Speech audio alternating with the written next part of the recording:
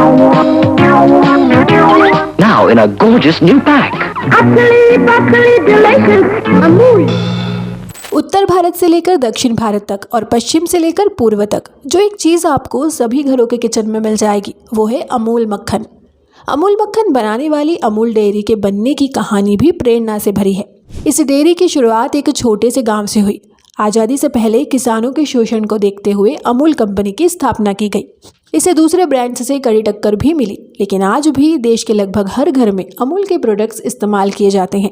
लेकिन हाल ही में लोकसभा चुनाव के नतीजों से एक दिन पहले आम आदमी को बड़ा झटका लगा है। अब अमूल ब्रांड के तहत मिल्क प्रोडक्ट्स की बिक्री करने वाले Gujarat cooperative milk marketing federation यानी कि GCMMF ने दूध की कीमतों में 3 रुपये प्रति लीटर तक बढ़ाने की घोषणा की है।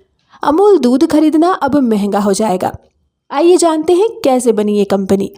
Hello and welcome back to our channel biz buzz, where you will get all the buzz about the business.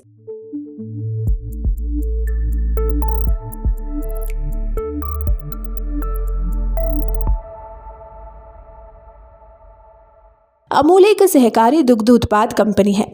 Amul का पूरा नाम है आनंद मिल्क यूनियन लिमिटेड, जिसकी स्थापना 1946 में स्वतंत्रता सेनानी त्रिभुवन दास पटेल के सहयोग द्वारा की गई। दरअसल 1940 के दशक में गुजरात में व्यापारियों द्वारा दूध उत्पादक किसानों का खूब शोषण किया जाता था। उस वक्त की मुख्य डेयरी पोल्सन के एजेंटों द्वारा कम दामों में किसानों से दूध खरीदकर महंगे दामों में बेचा जा रहा था। इस समस्या से निजात दिलाने के लिए किसानों ने वहां के स्थानीय नेता त्रिभुवन दास पटेल से संपर्क साधा। उन्होंने अपने लोगों के साथ सरदार वल्लभ भाई पटेल से मुलाकात की। सरदार पटेल ने समाधान करने के लिए मोरारजी देसाई को गुजरात भेजा। उन्होंने हालात का जायजा लिया। फिर साल 1945 में बॉम्बे सरकार ने बॉम्बे मिल्क योजना शुरू की। इसके बाद देश को दूध उत्पादन में आत्मनिर्भर बनाने और किसानों की दशा सुधारने के लिए कई प्रयास किए जाने लगे। 14 दिसंबर 1946 में त्रिभुवन दास पटेल के प्रयासों द्वारा अहमदाबाद से 100 किलोमीटर दूर आनंद शहर में खेड़ा जिला सहकारी समिति की स्थापना की गई। प्रत्येक गांव के सदस्य दूध इकट्ठा करके खेड़ा जिले में भेजते थे। साल 1949 में त्रिभुवन भाई पटेल ने डॉक्टर वर्गीज कुरियन से मुलाकात कर इस क्षेत्र में कार्य करने के लिए राजी किया। दोनों ने सरकार की मदद से गुजरात के 2 गांवों को सदस्य बनाकर डेयरी सहकारिता संघ की स्थापना की। वर्गीज कुरियन सहकारिता संघ को कोई आसान नाम देना चाहते थे जो आसानी से जुबान पर आ जाए। कुछ कर्मचारियों ने इसका नाम संस्कृत शब्द अमूल्य सुझाया, जिसका मतलब अनमोल होता है, जो बाद में अमूल के नाम पर रखा गया। शुरुआत में कुछ किसानों द्वारा डेयरी में 247 लीटर दूध का उत्पादन किया जाता था।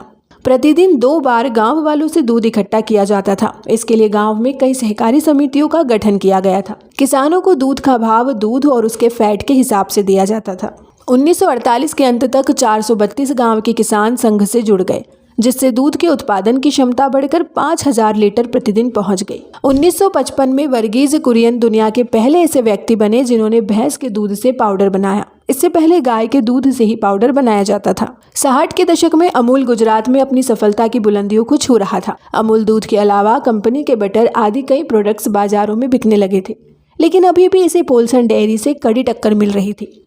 पोल्सन का बटर लोगों को काफी पसंद था। पोल्सन दूध की क्रीम को कुछ दिन खट्टा होने के बाद बटर का निर्माण करती थी। खट्टा होने के बाद इसमें नमक मिलाया जाता था, जिससे पोल्सन बटर का स्वाद कुछ अलग था। वहीं अमूल ताजा क्रीम से मक्खन बनाने की विधि पर काम कर रही थी। एक दिन में ही यह प्रक्रिया पूरी हो जाती थी। नतीजा यह रहा कि अमूल बटर पोल्सन बटर की बराबरी नहीं कर सका था। पोल्सन के ग्राहकों को अमूल का स्वाद फीका लगता था। फिर डॉक्टर कुरियन ने बटर बनाने के तरीके में कुछ बदलाव किए। उन्होंने भी अपने बटर में नमक मिलाना शुरू किया, साथ ही इसके रंग को हल्का पीला कर दिया। इसके अलावा अमूल ने विज्ञापन का सहारा लिया। सिल्वेस्टर डी कुन्हा ने पोल्सन गर्ल के जवाब में अमूल गर्ल को डिजाइन किया। अमूल की यह रणनीति सफल रही। ग्राहकों को अमूल बटर का स्वाद अच्छा लगने लगा। नतीजा यह रहा कि अमूल के आगे पोल्सन की डिमांड इतनी कम हो गई कि उनका अस्तित्व ही खत्म हो गया। अमूल के सभी विज्ञापनों में अटरली बटरी डिलीशियस सबसे अधिक चलने वाला विज्ञापन था, जिसको गिनीज वर्ल्ड रिकॉर्ड में भी शामिल किया गया था। अमूल ने अपने विज्ञापनों में कभी बड़े सेलिब्रिटीज को शामिल नहीं किया। वे देश के आम नागरिकों तक अपनी पहचान बनाना चाहता था। गुजरात में सफल होने के बाद अमूल पूरे देश में अपना झंडा गाड़ना चाहता था। 31 अक्टूबर 1964 को भारत के तत्कालीन प्रधानमंत्री स्वर्गीय लाल बहादुर शास्त्री को कैटल फील्ड प्लांट यानी कि पशुपालन संयंत्र के उद्घाटन के लिए आनंद शहर में आमंत्रित किया गया था। वे सहकारी संघ की पूरी प्रक्रिया से बहुत प्रभावित हुए। उन्हें उसी दिन वापस भी आना था, लेकिन उन्होंने वहां रुकने की ठानी और कोऑपरेटिव की इस सफलता का जायजा लिया। उन्होंने पाया कि अमूल से जुड़े किसानों की आर्थिक हालात बेहतर थे। ऐसे में लाल बहादुर शास्त्री ने इस आधार पर देश के किसानों की आर्थिक स्थिति को बेहतर बनाने का फैसला लिया। उन्होंने डॉक्टर वर्गीज कुरियन से देश भर में इस प्रतिरूप को अमल करने के लिए कहा। इसके बाद साल 1965 में राष्ट्रीय डेयरी विकास बोर्ड की स्थापना की गई, जिसका अध्यक्ष डॉक्टर वर्गीज कुरियन को बनाया गया। डॉक्टर कुरियन की अध्यक्षता में भारत दुग्ध उत्पादन में नंबर 1 बनने की राह पर चलने लगा। इसके लिए धन एकत्र करने की जरूरत थी। कुरियन ने वर्ल्ड बैंक से कर्जा देने की मांग की। 1969 में जब वर्ल्ड बैंक के अध्यक्ष भारत दौरे पर आए थे तो डॉक्टर कुरियन ने उनसे मुलाकात की। उन्होंने उनसे कहा कि आप मुझे धन दीजिए और फिर उसके बारे में भूल जाइए, यानी कि दूध उत्पादन की कमी। उसके कुछ दिनों बाद बिना किसी शर्त के वर्ल्ड बैंक कर्जा देने के लिए राजी हो गया। 1970 के दशक में शुरू हुई श्वेत क्रांति से देश में काफी बदलाव आया। श्वेत क्रांति को ऑपरेशन फ्लड के नाम से भी जाना जाता है, जिसका जनक भारत के मिल्कमैन डॉक्टर वर्गीज कुरियन को माना जाता है। अमूल के मॉडल की सफलता के कारण ही भारत दुनिया में सबसे बड़े दूध उत्पादक के रूप में उभरा। इसके साथ ही किसानों की स्थिति को सुधारने में मदद मिली थी। श्वेत क्रांति के बाद ही साल 1975 में दूध और दूध से बने प्रोडक्ट्स के आयात को बंद कर दिया गया।